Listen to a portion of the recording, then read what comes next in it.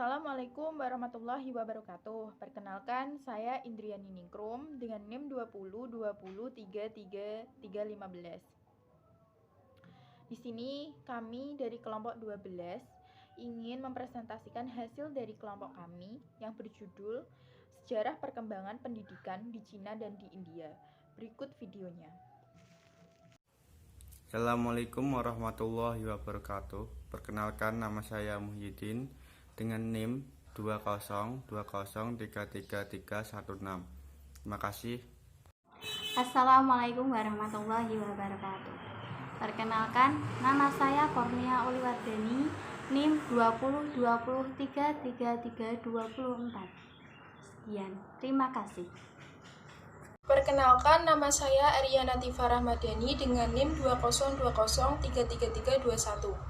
Di sini saya akan menjelaskan mengenai perkembangan pendidikan di negara tirai bambu atau negara Cina. Di negara Cina, permulaan sikap orang Cina yang mementingkan pendidikan di dalam kehidupan telah melahirkan sebuah filosofi orang Cina mengenai pendidikan. Isi kurikulum pendidikan di negara Cina ini meliputi 3M, yakni membaca, mengira, dan menulis. Di sini ada sebuah hadis mengenai pendidikan yang dalam bahasa Indonesianya yaitu kejarlah ilmu sampai ke negeri Cina. Dalam hadis ini muncul satu negara, yaitu negara Cina. Dari hadis ini, maka timbullah pertanyaan, mengapa dengan negara Cina sehingga negara Cina digunakan sebagai panutan untuk negara lainnya?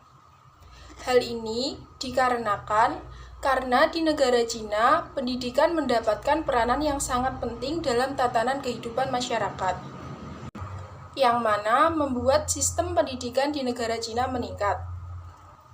Pendidikan Cina kuno mencapai puncaknya pada masa dinasti Han, di mana ajaran Konfuse telah kembali diterapkan dan diangkat dalam tatanan kehidupan masyarakat Cina.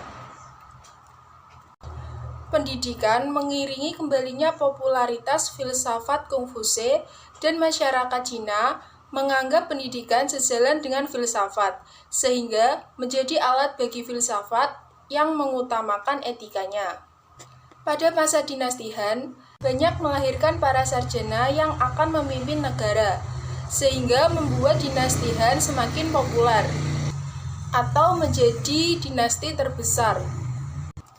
Sistem pendidikan yang dikembangkan oleh mantan pengikut Konfuse telah melahirkan sebuah golongan terkenal, yaitu kaum gentri. Kaum gentri di sini diartikan yaitu komunitas orang terpelajar yang telah menempuh pendidikannya dan sistem ujian negara.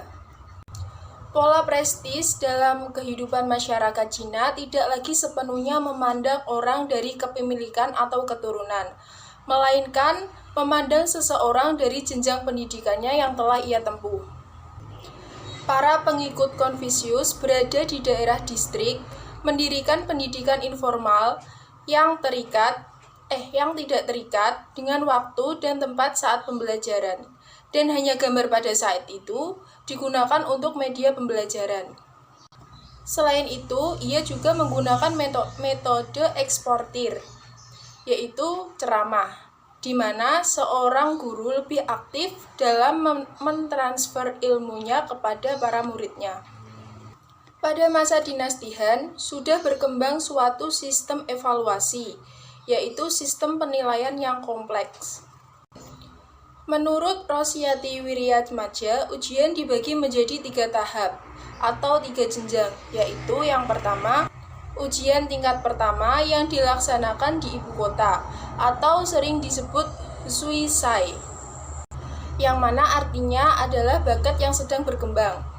Yang kedua yaitu ujian tingkat kedua yang dilaksanakan di provinsi atau sering disebut dengan Sujian, yang artinya orang yang berhak mendapatkan pangkat. Yang ketiga, ujian tingkat ketiga yang dilaksanakan di ibu kota kerajaan yang sering disebut dengan Cisis, yang artinya sarjana naik pangkat.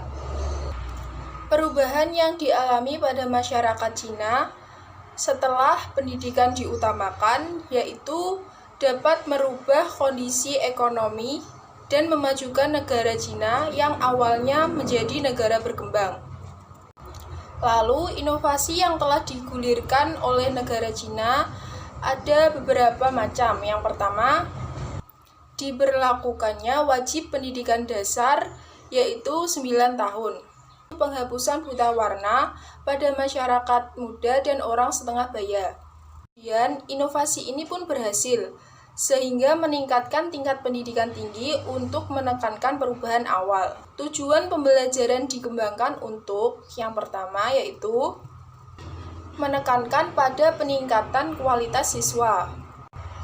Yang kedua, mengembangkan karakter siswa. Yang ketiga yaitu penggunaan teknologi dalam pendidikan. Sistem pendidikan di Cina dibagi menjadi 4. Yang pertama yaitu pendidikan dasar. Pendidikan dasar sendiri dibagi lagi menjadi 2. Yang pertama pendidikan formal pada saat usia 3 tahun dengan masuk prasekolah selama 3 tahun. Dan yang kedua yaitu SD saat usia 6 tahun. Dengan mata pelajaran bahasa Cina, matematika, sejarah, geografi, dan sains. Yang kedua yaitu pendidikan menengah. Pendidikan menengah dibagi menjadi 2. Pendidikan menengah akademis dan pendidikan menengah kejuruan dan khusus. Yang ketiga yaitu pendidikan khusus. Pemberlakuan sistem pendidikan khusus untuk kemampuan khusus dan untuk anak terbelakang diperbolehkan untuk melompati kelas. Anak-anak yang kemampuannya terbatas diarahkan mencapai kemampuan standar minimum. Yang terakhir yaitu pendidikan tinggi. Di negara Cina diberlakukan sistem UMPTKIN bagi siswa yang ingin masuk di perguruan tinggi. Untuk mencapai gelar sarjana, mahasiswa melakukan studi selama 4-5 tahun. Sedangkan untuk kolek menawarkan 2 atau 3 tahun dengan jenis pendidikan kejuruan yang setara dengan diploma.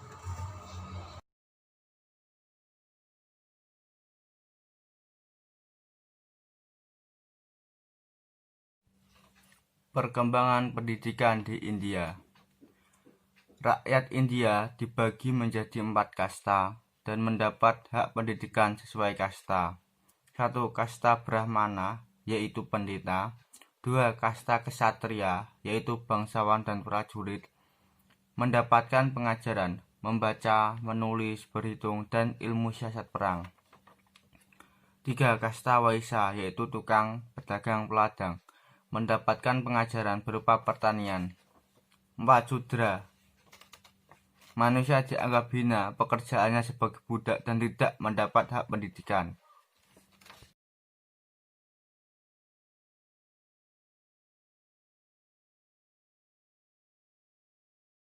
Ciri-ciri pendidikan.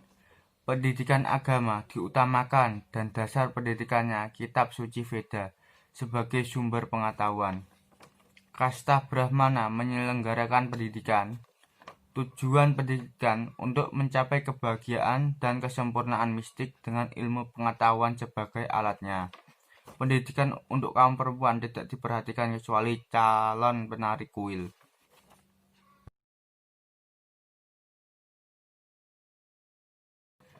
Peserta diawali dengan pemberian maunya kalung suci, bertujuan sebagai tanda penerimaan dalam lingkungan keagamaan.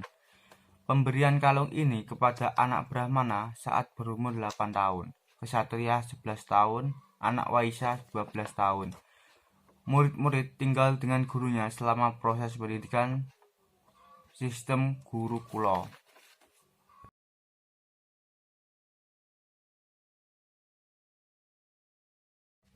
Rabindranath Tagore, pengaruh pendidikan di India. Ia lahir di Calcutta 7 Mei 1861, kuliah di Inggris untuk mempelajari ilmu kehakiman pada tahun 1877. Hasil karya kesusastraan yang terkenal adalah Gitanji. Prinsip dalam pendidikan. 1. Murid belajar dengan mencoba sendiri dengan kegiatan musik dan tari, dengan hidup dan bekerja di alam bebas. 2. Agama menjadi dasar sistem pendidikan asrama atau gurukula. 3. Otonomi di kehidupan sekolah, self-government. Tokoh pendidikan di Indonesia yang terpengaruh dengan sikap pendidikan Tagore adalah Ki Hajar Dewantara dan Moh Syafi'i.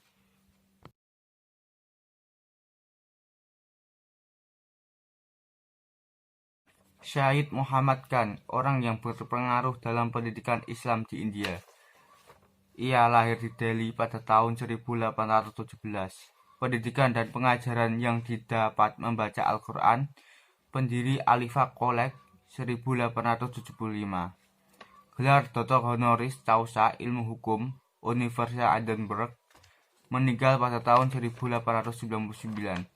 Usaha yang dilakukan di bidang pendidikan. 1. Mendirikan Alifa College dengan tujuan menciptakan pemimpin dan sarjana Muslim yang sanggup mewujudkan masyarakat Islam modern. 2. Pendiri Muhammad Educational Conference tahun 1875. 3. Usaha Kongres India mengutamakan kepentingan golongan Hindu. Sistem pendidikan. Pendidikan di India saat ini menggunakan pola dan substansi yang diadopsi dari negara barat, di mana pertama kali diperkenalkan oleh negara Inggris pada abad ke-19. Komisi Pendidikan India telah menetapkan kebijakan sistem 10-2-3 untuk usia sekolah. Tingkat awal 10 tahun terbagi 3 jenjang, yaitu primary 5 tahun, upper primary 3 tahun, dan secondary 2 tahun.